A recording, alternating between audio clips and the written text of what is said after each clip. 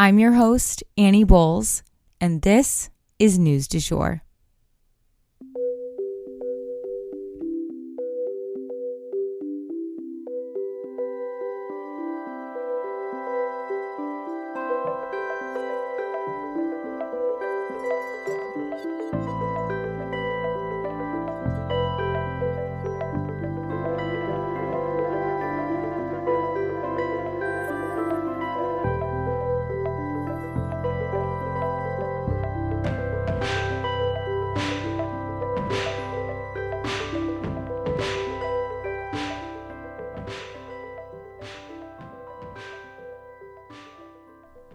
Hey everyone, and welcome back to the News du Jour, a calmer space to consume the news. So as a reminder, we are going to be taking off this Friday as it is Good Friday. So just wanted to give you guys another heads up about that. So today's episode certainly has a theme of a very tough day if you're Putin and a tough day if you're Donald Trump. Let's get into it. So first and foremost, the vast majority of this episode is going to be designated to discussing what happened with Donald Trump. And then we have a story about Finland joining NATO and the implications of that for Vladimir Putin that we will discuss at the end. So again, vast majority is going to be about Trump. This is history in the making, you guys. A former president was booked today. So before we jump into all the nitty-gritty details, I wanted to let you guys know that all of these times are in Central Standard Time because I basically made a play-by-play for you guys of what went down yesterday. And we're going to be going over a lot more color and detail in the next few days. And I have specific things we're going to be talking about in the next few days I'll let you guys know about. But wanted to make sure you guys knew we are located in Oklahoma City, in case you didn't know that. And so all these times are going to be in Central Standard Time. Let's get into it. So first and foremost, the first thing that really caught my attention that happened to do with the Trump situation.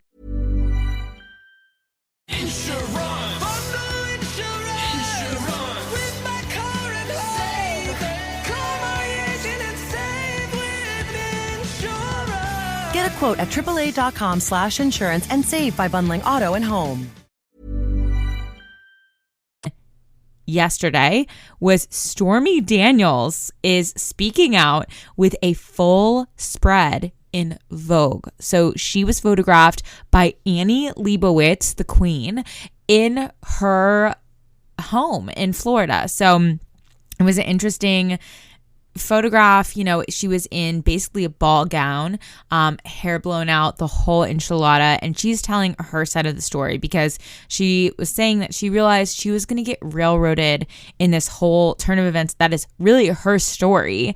At the end of the day, her voice was going to get lost in all of this mess. So it's really cool that she is telling her truth in her own voice in Vogue. So you guys can read that. But then over in Manhattan, people filled the streets outside both Trump Tower in Midtown as well as the DA's office in Lower Manhattan. There were both Trump supporters and Trump critics in attendance, protesting in obviously very different ways for very different reasons. Then about 12:10 p.m., Trump's motorcade left Trump Tower to head to the courthouse. Trump posted to his platform, Truth Social, 2 minutes before he walked into the courtroom saying, quote, "Surreal," in all caps, "Wow," in all caps, "They are going to arrest me," in all caps. "I cannot believe this is happening in America," end quote. Trump then entered the DA's office about 12:25 p.m. The judge in this case is named Juan Merkin, and he is no stranger to Trump. He's actually overseen a previous Trump case. There were no cameras or laptops allowed into the courtroom, and nothing will be broadcasted from the courtroom. Trump waved to the crowd and gave a little fist pump in the air, headed into the proceedings. But other than that, he looked pretty grim and serious. And really, I think he only flashed a small smile at one point. He was very serious in tone. As we predicted, Trump was charged with 34 different felonies. He went on to plead not guilty, as was also expected.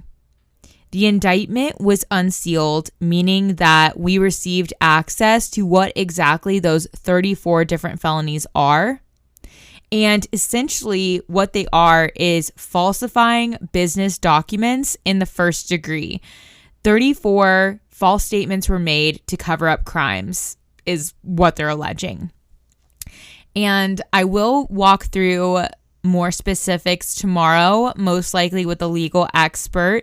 I'm still working on that, but basically, as I understand it, the charge of falsifying business documents in and of itself is a misdemeanor, but if it's used to cover up a crime, that raises it to the level of a felony.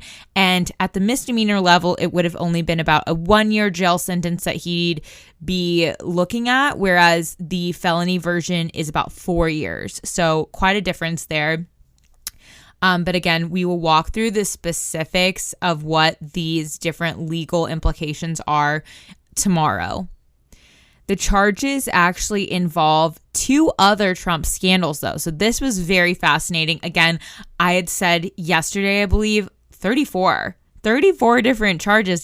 That's a lot. So I was wondering if it would have to do with more than just the Stormy Daniels situation. And that definitely seems to be the case. So it seems like there is a repeated pattern of behavior that Alvin Bragg, the DA, is really looking at. So it's not just Stormy Daniels who was paid hush money, but he also allegedly, President Trump also allegedly paid off another woman named Karen McDougal, as well as a doorman.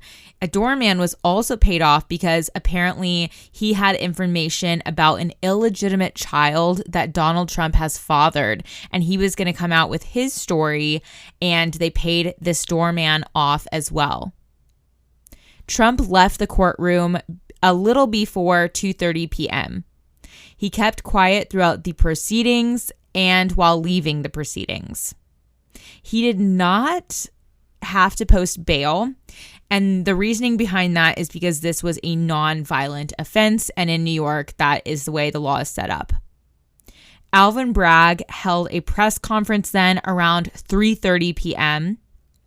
Meanwhile, Trump took off to head back to Florida. Like literally on the news, there was like a side by side of like Alvin Bragg giving this press conference and like the Trump plane like taking off into the air. So crazy. Both of these were like huge moments. So it was kind of crazy. They were going on at the same time. Trump is set to give a speech at Mar-a-Lago. That has not happened yet at the time I'm recording this. So we will be going over his Mar-a-Lago speech in tomorrow's episode as well. I'm very interested to hear what he says in this speech because obviously having legal proceedings going on, you have to be careful of what you say. And I'm sure a lot of the pundits were guessing that it will be very scripted, which is not Trump's style most of the time. So it'll be interesting to see if it seems like he sticks to whatever was scripted out or if he goes off script as he is so wont to do. This man, he hates sticking to a script. So it'll just be so fascinating to see whether he does or not. Anywho, I wanted to go over some other things of note to do with these legal proceedings that happened today.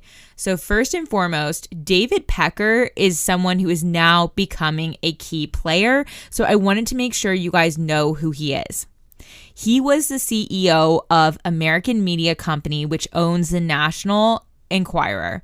And they allegedly played a role called catch and kill in this whole scenario where They would pay someone for their story and as if they were going to publish it and then never publish that story. So they'd catch the story and then they'd kill it. That's where the term catch and kill comes in. He previously did not want to work with prosecutors, he being David Pecker, but it appears he may have had a change of heart because a lot hinges on his testimony and what evidence he may or may not provide, as he is not as tainted a witness as Michael Cohen. So basically, Michael Cohen is tainted because he's already been charged with crimes related to this crime. So, it could look like he's trying to place blame on someone else, as well as the fact that he has been caught lying in the past in courtrooms. So Michael Cohen is a tainted witness. He's really not the best witness the state could have, whereas David Pecker doesn't have that same past history of lying to officials and things of that nature. So he would be a more credible witness. And he was likely in the same rooms and conversations, experiencing the same crimes firsthand if they did, in fact, go down. So, he could actually kind of back up what Michael Cohen was saying if he were to testify about the same event. So he becomes a really important player in all of this. And then next, there are federal charges being brought by a non-federal prosecutor. So this can cause some problems legally. And a lot of the pundits were saying there may be a lot of debate about the charges themselves and whether they're legitimate or not before the trial could even begin. And next, Alvin Bragg has actually been receiving death threats. So this is the DA involved in this case who's actually bringing the charges. He's been receiving death threats and he's been receiving white powder in the mail, which of course takes us back to the anthrax scare. He has asked the judge for certain protections due to these threats and the sensitive nature of this case. And one last thing of note before we change subjects, Biden is actually refusing to speak on the subject of these proceedings. I think at the end of the day, the Biden administration knows that they will just not be the focus this week. And they're not trying to compete with this three-ringed circus. They're going to let it be what it is and just carry on with their agenda. So that's where things stand with President Biden as well. And yeah, that is wrapping up for Trump today. What a historical moment. I mean, this thing could last a very long time and could stretch into the heat of the presidential election. So it's going to be crazy to watch him try and juggle both things. But we will definitely keep you guys posted on his speech at Mar-a-Lago that is happening this evening, as well as, the specifics of the charges. So stay tuned for all that. And lastly, before we go for the day, I wanted to let you guys know that Finland is officially part of NATO. So the NATO flag is now flying over Finland, y'all. Finland brings a lot to the table when it comes to the NATO alliance.